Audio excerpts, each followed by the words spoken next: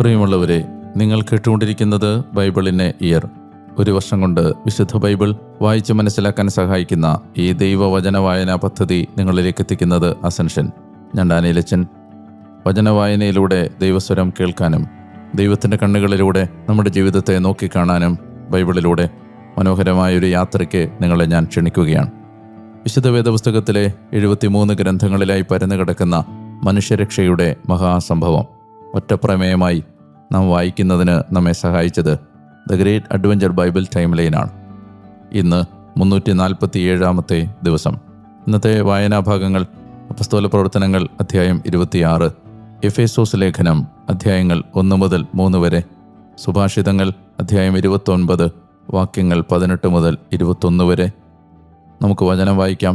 നാം വചനം വായിക്കുമ്പോൾ വചനം നമ്മെ വായിക്കുന്നു. അപ്പസ്തോല പ്രവർത്തനങ്ങൾ അധ്യായം 26. പൗലോസിൻ്റെ ന്യായവാദം. അഗ്രിപ്പ പൗലോസിനോട് പറഞ്ഞു, നിന്റെ കാര്യം വാദിക്കാൻ നിനക്ക് അനുവാദമുണ്ട്.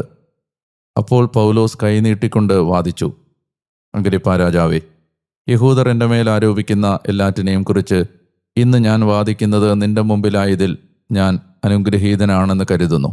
വിശിഷ്യ യഹൂദരുടെ ഇടയിലുള്ള എല്ലാ ആചാരങ്ങളും വിവാദങ്ങളും നിനക്കറിവുള്ളതാകയാൽ എന്നെ ക്ഷമയോടെ കേൾക്കണമെന്ന് അപേക്ഷിക്കുന്നു. യൗവനം മുതലുള്ള എൻ്റെ ജീവിത രീതി, ആദ്യം മുതൽ എൻ്റെ ജനത്തിനിടയിലും ജെറുസലേമിലും സംഭവിച്ചത് എല്ലാ യഹൂദർക്കും അറിയാം. ഞങ്ങളുടെ മതത്തിലെ ഏറ്റവും കർക്കശമായ വിഭാഗത്തിൽപ്പെട്ട ഫരിസേയനായാണ് ഞാൻ വളർന്നതെന്ന് ഏറെക്കാലമായി അവർക്കറിവുള്ളതാണ്. മനസ്സുണ്ടെങ്കിൽ അത് സാക്ഷ്യപ്പെടുത്തുകയും ചെയ്യാം. ഇപ്പോൾ ഞാനിവിടെ വിസ്തരിക്കപ്പെടുന്നതാകട്ടെ ഞങ്ങളുടെ പിതാക്കന്മാരോട് ദൈവം ചെയ്ത വാഗ്ദാനത്തിൽ ഞാൻ പ്രത്യാശ വച്ചതുകൊണ്ടാണ്. ഞങ്ങളുടെ 12 ഗോത്രങ്ങളും രാത്രിയും പകലും തീക്ഷ്ണതയോടെ ആരാധന അർപ്പിച്ചുകൊണ്ട് ഈ വാഗ്ദാനം പ്രാപിക്കാമെന്ന് പ്രത്യാശിക്കുന്നു. രാജാവേ, അതേ പ്രത്യാശയെക്കുറിച്ചാണ് ഞാൻ യഹൂദരാൽ കുറ്റാരോപിതനാകുന്നത്. മരിച്ചവരെ ദൈവം ഉയർപ്പിക്കുമെന്നത് അവിശ്വസനീയമായി നിങ്ങൾ കരുതുന്നത് എന്തുകൊണ്ട്? നസ്രായനായ യേശുവിൻ്റെ നാമത്തിന് വിരുദ്ധമായി പലതും ചെയ്യേണ്ടതുണ്ടെന്ന് ഒരിക്കൽ ഞാൻ തന്നെയും ചിന്തിച്ചിരുന്നു. ജെറുസലേമിൽ ഞാൻ അങ്ങനെ പ്രവർത്തിക്കുകയും ചെയ്തു. പുരോഹിത പ്രമുഖന്മാരിൽ നിന്ന് അധികാരം സ്വീകരിച്ച് വിശുദ്ധരിൽ അനേകരെ ഞാൻ തടവിലാക്കുകയും അവർ വധിക്കപ്പെട്ടപ്പോൾ അവർക്കെതിരെ കുറിയിടുകയും ചെയ്തിട്ടുണ്ട്. ഞാൻ മിക്കപ്പോഴും സിനഗോഗ് തോറും ചെന്ന് അവരെ ശിക്ഷിച്ചുകൊണ്ട് ദൈവദൂഷണം പറയാൻ നിർബന്ധിച്ചു. അവർക്കെതിരെ ജ്വലിക്കുന്ന കോപത്തോടെ അന്യനഗരങ്ങളിലും അവരെ പീഡിപ്പിച്ചു. മാനസാന്തര കഥ ആവർത്തിക്കുന്നു. ഇത് സംബന്ധിച്ച് പുരോഹിത പ്രമുഖന്മാരിൽ നിന്ന് അധികാരവും കൽപ്പനയും വാങ്ങി ഞാൻ ദമാസ്കസിലേക്ക് പുറപ്പെട്ടു. അല്ലയോ രാജാവേ, മധ്യാഹ്നമായപ്പോൾ വഴിമധ്യേ ആകാശത്ത് നിന്ന് സൂര്യപ്രഭയെ വെല്ലുന്ന ഒരു തേജസ് എൻ്റെയും സഹയാത്രികരുടെയും ചുറ്റും പ്രകാശിക്കുന്നത് ഞാൻ കണ്ടു. ഞങ്ങളെല്ലാവരും നിലം പതിച്ചപ്പോൾ എബ്രായ ഭാഷയിൽ എന്നോട് പറയുന്ന ഒരു സ്വരം ഞാൻ കേട്ടു. സാവൂൾ, സാവൂൾ, നീ എന്നെ പീഡിപ്പിക്കുന്നത് എന്തുകൊണ്ട്? ഇരുമ്പാണിയിൽ തൊഴിക്കുന്നത് നിനക്ക് കഷ്ടം. ഞാൻ ചോദിച്ചു, കർത്താവേ, നീ ആരാണ്? കർത്താവ് പറഞ്ഞു, നീ പീഡിപ്പിക്കുന്ന യേശുവാണ് ഞാൻ. നീ എഴുന്നേറ്റ് നിൽക്കുക. ഞാൻ നിനക്ക് പ്രത്യക്ഷപ്പെട്ടിരിക്കുന്നത് നീ എന്നെപ്പറ്റി കണ്ടതിനും ഞാൻ നിനക്ക് കാണിച്ചു തരാനിരിക്കുന്നതിനും സേവകനും സാക്ഷിയുമായി നിന്നെ നിയമിക്കാനാണ്. നിന്നെ ഞാൻ ജനത്തിൽ നിന്നും ജനതകളിൽ നിന്നും മോചിപ്പിച്ച് അവരുടെ അടുക്കിലേക്ക് അയക്കുന്നു. അത് അവരുടെ കണ്ണുകൾ തുറക്കാനും അതുവഴി അവർ അന്ധകാരത്തിൽ നിന്ന് പ്രകാശത്തിലേക്കും സാത്താൻ്റെ ശക്തിയിൽ നിന്ന് ദൈവത്തിലേക്കും തിരിയാനും പാപമോചനം സ്വീകരിക്കാനും എന്നിലുള്ള വിശ്വാസം വഴി വിശുദ്ധീകരിക്കപ്പെട്ടവരുടെ ഇടയിൽ അവർക്ക് അവകാശം ലഭിക്കാനും വേണ്ടിയാണ്. അതുകൊണ്ട് അഗ്രിപ്പ രാജാവേ, ഈ സ്വർഗീയ ദർശനത്തോട് ഞാൻ അനുസരണമില്ലാത്തവനായിരുന്നിട്ടില്ല. പ്രത്യുത ആദ്യം ദമാസ്കസിലുള്ളവരോടും പിന്നീട് ജെറുസലേമിലും യൂദയാദേശം മുഴുവനിലും ഉള്ളവരോടും ജനതകളോടും അവർ മാനസാന്തരപ്പെടണമെന്നും മാനസാന്തരത്തിന് യോജിച്ച പ്രവൃത്തികൾ ചെയ്തുകൊണ്ട് ദൈവത്തിലേക്ക് തിരിയണമെന്നും പ്രസംഗിക്കുകയത്രേ ഞാൻ ചെയ്തത്. ഇവയാലാണ് യഹൂദന്മാർ ദേവാലയത്തിൽ വെച്ച് എന്നെ പിടികൂടുകയും വധിക്കാൻ ശ്രമിക്കുകയും ചെയ്തത്. ഇന്നുവരെ ദൈവത്തിൽ നിന്നുള്ള സഹായം എനിക്കുണ്ട്. അതുകൊണ്ടാണ് വലിയവരുടെയും ചെറിയവരുടെയും മുമ്പിൽ സാക്ഷ്യം നൽകിക്കൊണ്ട് ഞാനിവിടെ നിൽക്കുന്നതും. സംഭവിക്കേണ്ടവയെപ്പറ്റി പ്രവാചകന്മാരും മോശയും പറഞ്ഞിട്ടുള്ളതല്ലാതെ മറ്റൊന്നും ഞാൻ പറഞ്ഞിട്ടില്ല. അതായത് ക്രിസ്തു പീഡ സഹിക്കുകയും മരിച്ചവരിൽ നിന്ന് ഉയർക്കുന്നവരിൽ പ്രഥമനായി ജനത്തോടും ജനതകളോടും പ്രകാശം വിളംബരം ചെയ്യുകയും വേണം. ശ്രോതാക്കളുടെ പ്രതികരണം. അവനിങ്ങനെ വാദിച്ചുകൊണ്ടിരിക്കെ ഫേസ്തൂസ് ഉച്ചസ്വരത്തിൽ വിളിച്ചു പറഞ്ഞു, പൗലോസ്, നിനക്ക് ഭ്രാന്താണ്. നിന്റെ വലിയ അറിവ് നിന്നെ ഭ്രാന്തനാക്കിയിരിക്കുന്നു. പൗലോസ് പറഞ്ഞു, അതിശ്രേഷ്ഠനായ ഫേസ്തൂസ്, ഞാൻ ഭ്രാന്തനല്ല. ഞാൻ സത്യത്തിൻ്റെയും സുബോധത്തിൻ്റെയും വാക്കുകളാണ് പ്രഖ്യാപിക്കുന്നത്. ഇക്കാര്യങ്ങളെപ്പറ്റി രാജാവിന് അറിയാം. ഞാൻ വെട്ടിത്തുറന്ന് പറയുകയാണ്. ഇവയിൽ എന്തെങ്കിലും അവൻ്റെ ശ്രദ്ധയിൽപ്പെടാതിരുന്നുവെന്ന് ഞാൻ ഒട്ടും വിശ്വസിക്കുന്നില്ല. എന്തെന്നാൽ ഇതേതോ ഒരു കോണിൽ നടന്നതല്ല. അഗ്രിപ്പാ രാജാവേ, നീ പ്രവാചകന്മാരിൽ വിശ്വസിക്കുന്നില്ലേ? വിശ്വസിക്കുന്നുണ്ടെന്ന് എനിക്കറിയാം. അഗ്രിപ്പാ പൗലോസിനോട് പറഞ്ഞു, ക്ഷണനേരം കൊണ്ട് എന്നെ ക്രിസ്ത്യാനിയാക്കാമെന്ന് നീ ചിന്തിക്കുന്നു. പൗലോസ് പറഞ്ഞു, ക്ഷണനേരം കൊണ്ടോ അല്ലാതെയോ നീ മാത്രമല്ല, ഇന്നെന്നെ കേട്ടുകൊണ്ടിരിക്കുന്ന എല്ലാവരും ഈ ചങ്ങലകൾ ഒഴികെ എന്നെപ്പോലെ ആകണമെന്നാണ് ഞാൻ ദൈവത്തോട് പ്രാർത്ഥിക്കുന്നത്. രാജാവും ദേശാധിപതിയും ബർണിക്കയും അവരോടൊപ്പം ഇരുന്നവരും എഴുന്നേറ്റു. അവർ പിൻവാങ്ങുമ്പോൾ പരസ്പരം പറഞ്ഞു, മരണമോ വിലങ്ങോ അർഹിക്കുന്നതൊന്നും ഈ മനുഷ്യൻ ചെയ്തിട്ടില്ല. അഗ്രിപ്പാ ഫേസ്തൂസിനോട് പറഞ്ഞു, സീസറിൻ്റെ മുമ്പാകെ ഉപരിവിചാരണ ആവശ്യപ്പെട്ടിരുന്നില്ലെങ്കിൽ ഇവനെ മോചിപ്പിക്കാമായിരുന്നു. എഫേസോസ് അധ്യായം 1. അഭിവാദനങ്ങൾ. ദൈവ തിരുമനസാൽ യേശുക്രിസ്തുവിൻ്റെ അപ്പസ്തോലനായ പൗലോസ് എഫേസോസിലുള്ളവരും ക്രിസ്തു യേശുവിൽ വിശ്വസ്തരുമായ വിശുദ്ധർക്ക് നമ്മുടെ പിതാവായ ദൈവത്തിൽ നിന്നും കർത്താവായ യേശുക്രിസ്തുവിൽ നിന്നും നിങ്ങൾക്ക് കൃപയും സമാധാനവും. രക്ഷാകര പദ്ധതി. സ്വർഗത്തിലെ എല്ലാ ആത്മീയ അനുഗ്രഹങ്ങളാലും ക്രിസ്തുവിൽ നമ്മെ അനുഗ്രഹിച്ച നമ്മുടെ കർത്താവായ യേശുക്രിസ്തുവിൻ്റെ ദൈവവും പിതാവുമായവൻ വാഴ്ത്തപ്പെട്ടവനാകട്ടെ. കാരണം തൻ്റെ മുമ്പാകെ സ്നേഹത്തിൽ വിശുദ്ധരും നിഷ്കളങ്കരുമായിരിക്കാൻ ലോകസ്ഥാപനത്തിനു മുമ്പ് തന്നെ അവിടുന്ന് നമ്മെ അവനിൽ തിരഞ്ഞെടുത്തു. അവിടുത്തെ തിരുമനസ്സിൻ്റെ പ്രീതി അനുസരിച്ച് യേശുക്രിസ്തു വഴി തനിക്കു വേണ്ടി നമ്മെ ദത്തുപുത്രസ്ഥാനത്തേക്ക് അവിടുന്ന് മുൻകൂട്ടി നിശ്ചയിച്ചു.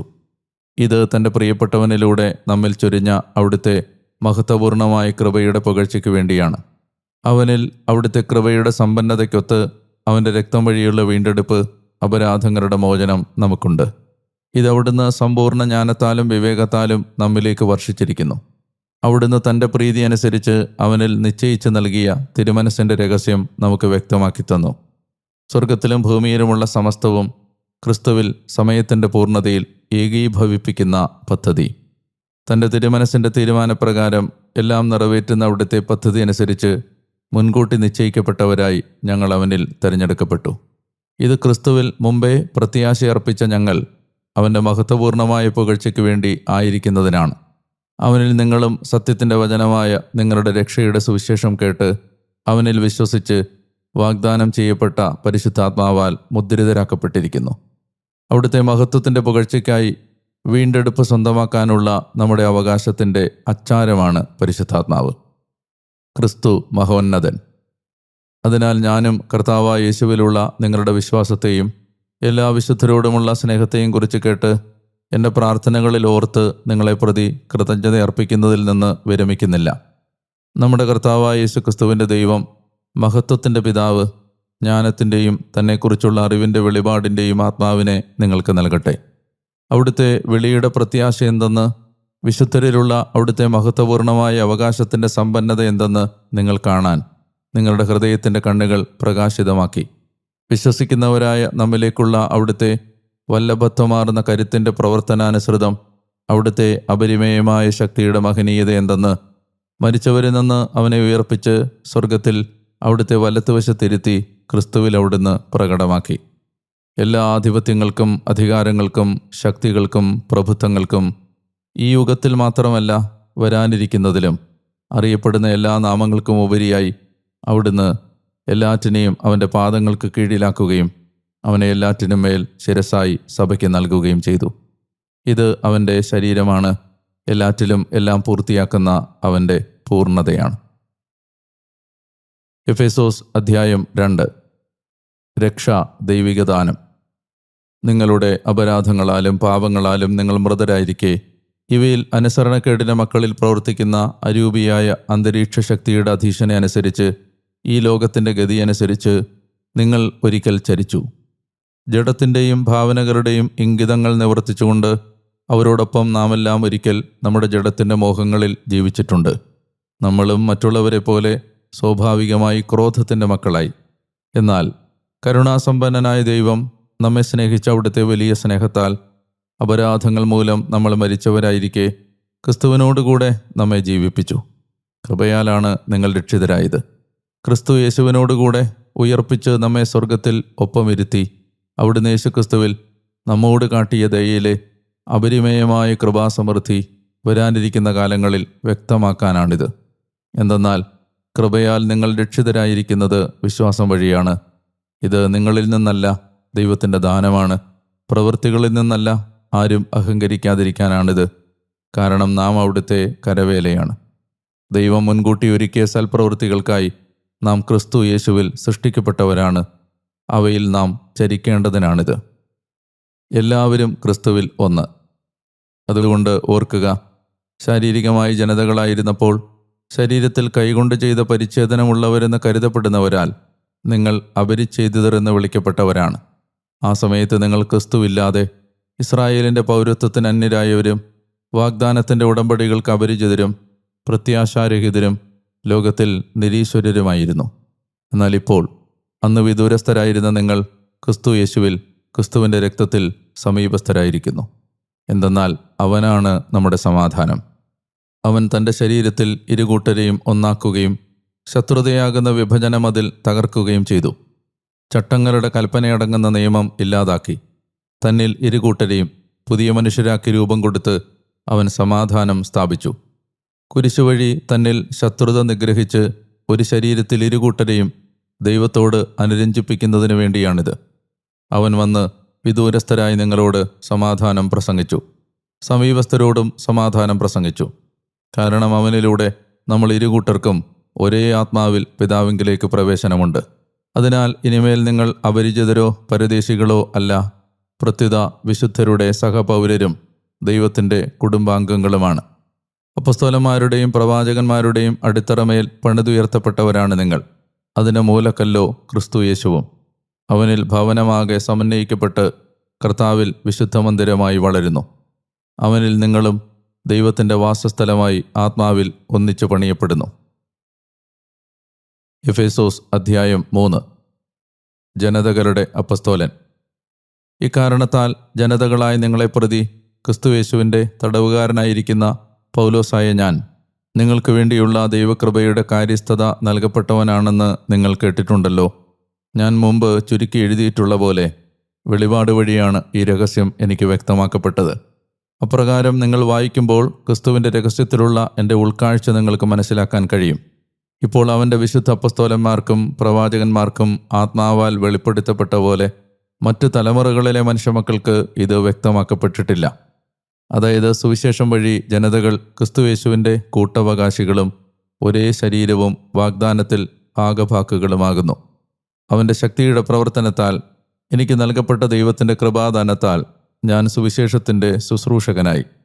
എല്ലാ വിശുദ്ധരെയുംകാൾ തീർത്തും നിസാരനായ എനിക്ക് ക്രിസ്തുവിൻ്റെ അളവില്ലാത്ത സമ്പത്തിനെക്കുറിച്ച് ജനതകളോട് പ്രസംഗിക്കാൻ, അതായത് സകലതും സൃഷ്ടിച്ച ദൈവത്തിൽ യുഗങ്ങളോളം ഗുപ്തമായിരുന്ന രഹസ്യത്തിൻ്റെ കാര്യസ്ഥത എന്തെന്ന് എല്ലാവർക്കും വ്യക്തമാക്കാൻ ഈ കൃപ നൽകപ്പെട്ടു.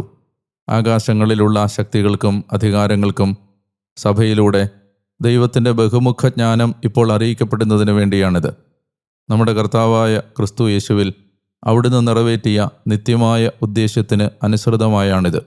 അവനിൽ നമുക്ക് ധൈര്യവും അവനിലുള്ള വിശ്വാസം വഴി ദൈവത്തെ സമീപിക്കാമെന്ന പ്രത്യാശയുമുണ്ട്. അതിനാൽ നിങ്ങൾക്ക് വേണ്ടിയുള്ള എൻ്റെ സഹനങ്ങളിൽ നിങ്ങൾ അധീരരാകരുതെന്ന് ഞാൻ അഭ്യർത്ഥിക്കുന്നു. അവ നിങ്ങളുടെ മഹത്വമാണ്. ക്രിസ്തുവിൻ്റെ സ്നേഹം. ഇക്കാരണത്താൽ പിതാവിൻ്റെ മുമ്പിൽ ഞാൻ എൻ്റെ മുട്ടുകൾ മടക്കുന്നു. സ്വർഗത്തിലും ഭൂമിയിലുമുള്ള എല്ലാ പിതൃത്വങ്ങളും പിതാവാൽ നാമകരണം ചെയ്യപ്പെട്ടിരിക്കുന്നു. അങ്ങനെ അവിടുത്തെ മഹത്വത്തിൻ്റെ സമ്പന്നതയ്ക്കനുസരിച്ച് അവിടുത്തെ ആത്മാവാൽ ആന്തരിക മനുഷ്യനെ ശക്തിയിൽ ഉറപ്പിക്കാൻ അവിടുന്ന് നിങ്ങൾക്ക് വരം തരട്ടെ. വിശ്വാസം വഴി ക്രിസ്തു നിങ്ങളുടെ ഹൃദയങ്ങളിൽ വസിക്കട്ടെ. സ്നേഹത്തിൽ വേരുപാകിയും അടിയുറപ്പിക്കപ്പെട്ടും സകല വിശുദ്ധരോടുമൊപ്പം ക്രിസ്തുവിൻ്റെ സ്നേഹത്തിൻ്റെ നീളവും വീതിയും ഉയരവും ആഴവും ഗ്രഹിക്കാൻ ശക്തി ലഭിക്കാനും അറിവിനെ അതിശയിക്കുന്ന ക്രിസ്തുവിൻ്റെ സ്നേഹം നിങ്ങൾ മനസ്സിലാക്കാനും അങ്ങനെ ദൈവത്തിൻ്റെ സമ്പൂർണ്ണതയാൽ നിങ്ങൾ നിറയാനും ഇടയാകട്ടെ. നമ്മിൽ പ്രവർത്തിക്കുന്ന ശക്തിയാൽ നാം ചോദിക്കുകയോ ചിന്തിക്കുകയോ ചെയ്യുന്ന എല്ലാറ്റിനെയുംകാൾ വളരെയേറെ ചെയ്യാൻ കഴിയുന്ന അവിടുത്തേക്ക് സഭയിലും ക്രിസ്തു യേശുവിലും എല്ലാ തലമുറകളോളം എന്നും എന്നേക്കും മഹത്വം. ആമേൻ. സുഭാഷിതങ്ങൾ അധ്യായം 29 വാക്യങ്ങൾ 18 മുതൽ 21 വരെ. ദീർഘദർശനമില്ലാത്തപ്പോൾ ജനം അക്രമാസക്തമാകും. നിയമം പാലിക്കുന്നവൻ അനുഗ്രഹീതനാണ്. വചനങ്ങളാൽ അടിമ പാഠം ഉൾക്കൊള്ളില്ല. ഉൾക്കൊണ്ടാൽ തന്നെ അവൻ പ്രതികരിക്കില്ല. തൻ്റെ വാക്കുകളിൽ തിടുക്കം കൂട്ടുന്ന വ്യക്തിയെ നീ കാണുന്നോ? ഭോഷനാണ് അവനേക്കാൾ പ്രതീക്ഷയുള്ളത്. സ്വന്തം അടിമയെ ചെറുപ്പം മുതലേ ലാളിച്ചാൽ അവന് ശേഷം അയാൾ നിഷേധിയായിരിക്കും. പ്രിയപ്പെട്ടവരെ, ഇന്ന് 347-ാമത്തെ ദിവസം. നല്ല കർത്താവെ, അങ്ങേക്ക് ഒരിക്കൽ കൂടി നന്ദി പറയുന്നു. കൃപയുടെ വഴികളിലേക്ക് ഞങ്ങളുടെ ഹൃദയം തുറക്കുന്നതിനായി അങ്ങയെ മഹത്വപ്പെടുത്തിക്കൊണ്ട് എല്ലാ ദൈവകൃപകളും ഈ മക്കൾക്ക് വേണ്ടി ഞാൻ യാചിക്കുന്നു, യേശുവിൻ്റെ നാമത്തിൽ. ആമേൻ. പ്രിയപ്പെട്ടവരെ, അഗ്രിപ്പാ രാജാവിൻ്റെ മുമ്പിൽ അപ്പസ്തോലനായ പൗലോസ് നിർത്തപ്പെടുകയാണ്. അഗ്രിപ്പാ രാജാവ് നേരത്തെ ഞാൻ സൂചിപ്പിച്ചിരുന്നു, ഹെറോദേസുമാരുടെ കൂട്ടത്തിലെ മൂന്നാമത്തെ ആളാണ്. മഹാനായ ഹെറോദേസ്, ഹെറോദ് അന്തിപ്പാസ്, ഈ മൂന്നാമത്തെ ആളാണ് ഹെറോദ് അഗ്രിപ്പ. അദ്ദേഹത്തിൻ്റെ മുൻപിൽ പൗലോസ് തൻ്റെ മാനസാന്തര കഥ വിവരിച്ച് കഴിയുമ്പോൾ അദ്ദേഹം ചോദിക്കുകയാണ്, എളുപ്പത്തിൽ എന്നെ ക്രിസ്ത്യാനിയാക്കാമെന്നാണോ നീ വിചാരിക്കുന്നത്? പൗലോസിൻ്റെ മറുപടി ശ്രദ്ധേയമാണ്. നീ മാത്രമല്ല, എന്നെ കേട്ടുകൊണ്ടിരിക്കുന്ന എല്ലാവരും ഈ ചങ്ങലകളിലൊഴികെ എന്നെപ്പോലെ ആകണമെന്നാണ് ഞാൻ ആഗ്രഹിക്കുന്നത്. അതായത് ജീവിതത്തിലെ എല്ലാ സന്ദർഭങ്ങളും അദ്ദേഹം ഒറ്റക്കാര്യം മാത്രമേ ഹൃദയത്തിലെ പ്രധാനപ്പെട്ട ഒരുപക്ഷെ ഒരു ഒബ്സഷൻ പോലെ എടുത്തിട്ടുള്ളൂ. എനിക്കെന്തു സംഭവിച്ചാലും അതെല്ലാം യേശു പങ്കുവെക്കപ്പെടുന്നതിന് കാരണമായി മാറണം. 2 വർഷം അപ്പോസ്തലനായ പൗലോസ് എഫെസോസിൽ താമസിച്ച് ശുശ്രൂഷ ചെയ്തിരുന്നു. 3ാമത്തെ മിഷണറി യാത്രയിലാണ് അദ്ദേഹം അങ്ങനെ താമസിക്കുന്നത്. അവിടെ നിന്നുള്ള അദ്ദേഹത്തിൻ്റെ മടക്കയാത്രയൊക്കെ നമുക്കറിയാം. ഒരു കലാപത്തിന് ശേഷമാണ് പിന്നീട് അദ്ദേഹം മിലേത്തോസിൽ നിന്ന് എഫെസോസിലെ ശ്രേഷ്ഠന്മാരെ വിളിച്ചു വരുത്തി പറഞ്ഞ ആ കണ്ണുകളെ നനയിച്ച അവസാന പ്രഭാഷണമൊക്കെ അപ്പസ്തോല പ്രവർത്തനത്തിൻ്റെ വായനയിലൂടെ നമ്മുടെ മനസ്സിലുണ്ട്. ആ എഫെസോസിലെ സഭയ്ക്ക് അദ്ദേഹം ഈ കത്തെഴുതുന്നത് ബന്ധനാവസ്ഥയിലാണ്, തടവറയിൽ കിടന്നുകൊണ്ടാണ്. എഫെസോസ് ലേഖനത്തിൻ്റെ 1-ാം അധ്യായത്തിൻ്റെ 17, 18, 19 വാക്യങ്ങൾ വളരെ ശ്രദ്ധയോടെ വായിച്ച് ഹൃദിസ്ഥമാക്കേണ്ടതാണ്. ജ്ഞാനത്തിൻ്റെയും വെളിപാടിൻ്റെയും ആത്മാവിനെ തുറന്നു തന്ന് കർത്താവിനെക്കുറിച്ചുള്ള പൂർണ്ണമായ അറിവിലേക്ക് നയിക്കണമേ എന്ന പ്രാർത്ഥന. വിശ്വാസികളായി നമ്മിൽ പ്രവർത്തിക്കുന്ന അപരിമേയമായ ശക്തി, മരിച്ചവരിൽ നിന്ന് യേശുവിനെ ഉയർപ്പിച്ചവൻ്റെ ആത്മാവ് നമ്മളിൽ വസിക്കുന്നതുകൊണ്ട് ആ ആത്മാവ് നമുക്കും നമ്മുടെ ദുർബല ശരീരങ്ങളെയും ഉയർപ്പിക്കുമെന്ന പ്രത്യാശ. ഇങ്ങനെ മഹത്തായ നിക്ഷേപങ്ങളുള്ള ഒരു പ്രാർത്ഥനയാണത്. സാധിക്കുമെങ്കിൽ അത് വല്ലപ്പോഴുമൊക്കെ ചൊല്ലുന്നത് നല്ലതാണ്. അതുപോലെ തന്നെ 2-ാം അധ്യായം പ്രധാനമായും പറയുന്നത് നാം രക്ഷ പ്രാപിക്കുന്നത് പ്രവൃത്തികളാലല്ല, വിശ്വാസത്താലാണ്. 2:8 അങ്ങനെ പറയുന്നത്.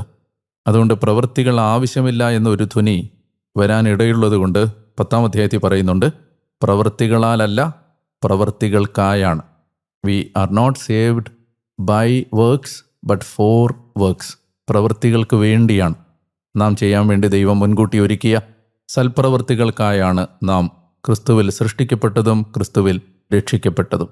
അപ്പോൾ മറക്കരുത്, പ്രവൃത്തികളാലല്ല, പ്രവൃത്തികൾക്ക് വേണ്ടിയാണ്. അവൻ നമ്മുടെ സമാധാനമാണ്. 2:14. എവിടെയെല്ലാം കലഹങ്ങളും വഴക്കുകളും പ്രശ്നങ്ങളും ഉണ്ടോ അവിടെയൊക്കെ ആവർത്തിക്കാവുന്ന ഒരു വചനമാണിത്. അവൻ നമ്മുടെ സമാധാനമാണ്. അവൻ ഇരുകൂട്ടരെയും ഒന്നിപ്പിക്കുകയും ശത്രുതയുടെ മതിലുകൾ തകർത്ത് കളയുകയും ചെയ്തു. അതുപോലെ തന്നെ ശ്രദ്ധേയമായ മറ്റൊരു ഭാഗമാണ് 3-ാം അധ്യായത്തിൻ്റെ 14 മുതൽ 21 വരെ. ഇക്കാരണത്താൽ സ്വർഗത്തിലും ഭൂമിയിലുമുള്ള എല്ലാ പിതൃത്വങ്ങൾക്കും, അവിടെ മുതൽ നമ്മിൽ പ്രവർത്തിക്കുന്ന ശക്തിയാൽ. ഈ ഭാഗം സാധിക്കുമെങ്കിൽ ഹൃദിസ്ഥമാക്കുക. വളരെയധികം ആഴമുള്ള വാക്യങ്ങളാണ്. മണിക്കൂറുകളെടുത്ത് നമ്മൾ പലപ്പോഴും ഇതൊക്കെ വ്യാഖ്യാനിച്ചിട്ടുള്ളതാണ് ഈ എഫെസോസ് ലേഖനം. ഈ ലേഖനങ്ങളെല്ലാം തന്നെ നിധികളാണ്. സമയമെടുത്ത് വായിക്കാൻ ശ്രദ്ധിക്കുമല്ലോ.